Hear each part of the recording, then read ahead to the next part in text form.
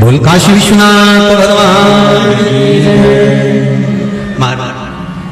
भगवान शिव को उघड़दानी, त्रिकालदर्शी, कैलाशी, अविनाशी, और उसकी कृपा बिना कुछ भी नहीं हो सकता, उसकी दया बिना कुछ नहीं। तेरी कृपा बिना न हिले एक भी अणु, लेते हैं श्वास तेरी कृपा से तनो तनो।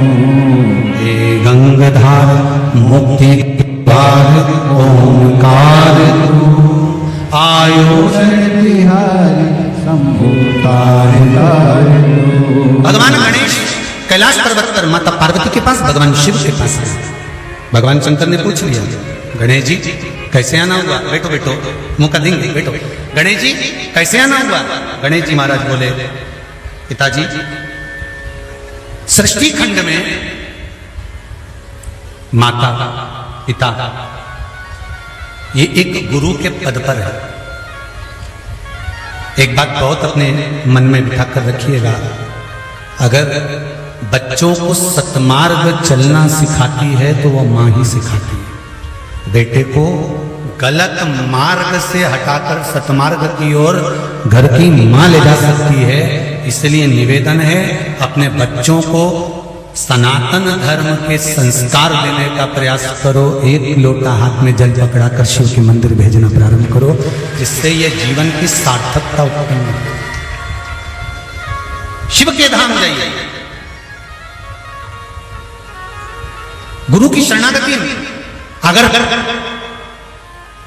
एक पुत्र माता और पिता की संगति में श्रेष्ठ संस्कारों की ओर बढ़ता है तो वो बच्चा, वो कहते हैं ना, जिस गांव में पानी की कमी होती है वहां की फसल बिगड़ जाती है, और जिस घर में संस्कारों की कमी होती है वहां की नस्ल बिगड़ जाती है। नस्ल को बिगड़ने में देरी नहीं लगती, केवल संस्कार की जहां कमी हुई। और पहले भी कहा, आज फिर कहते हैं, होने वाले आने वाले समय में तकलीफों को बच्चे ना भोगें, उसके लिए उन बच्चों को शंकर का दरवाजा पकड़ा दो।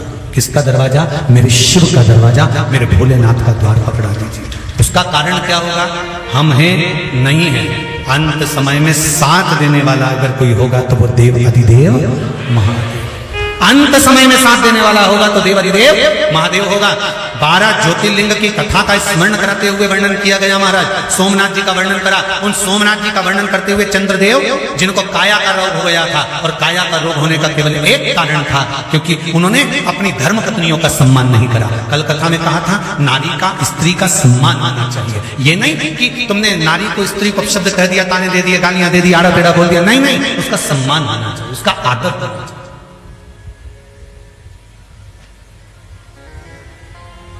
पति और पत्नी, भेरू और जगदम्बा, हमारी भाषा में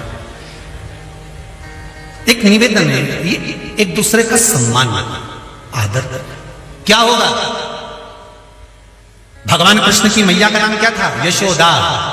यशोदा का मतलब क्या होता है? यश ददाती इति यशोदा, जो दूसरे को यश दे रही है वो यशोदा।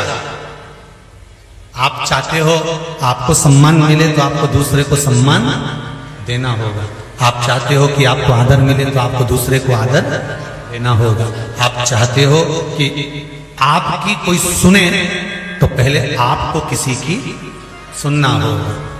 तेरे मंदिर में आना मेरा काम है और मेरी बिगड़ी बनाना तेरा। तेरी चौखट पर मैं आ ही गया, मुझे दर्शन दिखाना तेरा। जिस दिन हम सतगुरु की सुनते हैं, एक दिन हमारे पास में ऐसा आता है, सदगुरु की सुनकर हमने जिंदगी में जब उतारते हैं तो एक समय ऐसा आता है कि हमारी बात को भी कोई सुनना पसंद करता है, अगर हम गुरु को श्रवण कर रहे हैं तो। आप गुरु के शब्दों का स्मरण कर रहे हैं, उसको धारण कर रहे हैं। एक चेले के घर में विवाह आया, और चेले के घर में विवाह आया तो उसने शिष्य ने अपने गुरुजी से कहा, गुरुजी मेरी बहन का विवाह है, मेरे घर में कुछ भी नहीं है, बहुत गरीब है। गुरुजी का तो भंडार भरा हुआ, बहुत बड़ा आश्रम था, बहुत धन था, बहुत बेबहू था गुरुजी के पास, खूब बड़ा बड़ा। तो कहा गुरुजी से कहूं तो हो सकता है गुरुजी मुझे कुछ थोड़ा सा सहयोग कर दे, हो सकता है गुरुजी थोड़ा सा सहयोग कर दे। शिव महापुराण की कथा कहती है भूखे को भोजन कराओ, मना नहीं है। भूखे को भोजन कराओ, शिव महापुराण की कथा कहती है मना नहीं है। पर शिव महापुराण की कथा एक बात और कहती है, आप कब तक भूखे को भोजन करा सकते हो। इसलिए एक बार भोजन करा दो, मना नहीं है, पर भूखे को भोजन कराने से ज्यादा पुण्य मिलता है भूखे को रोटी कमाने की कला सिखाने में।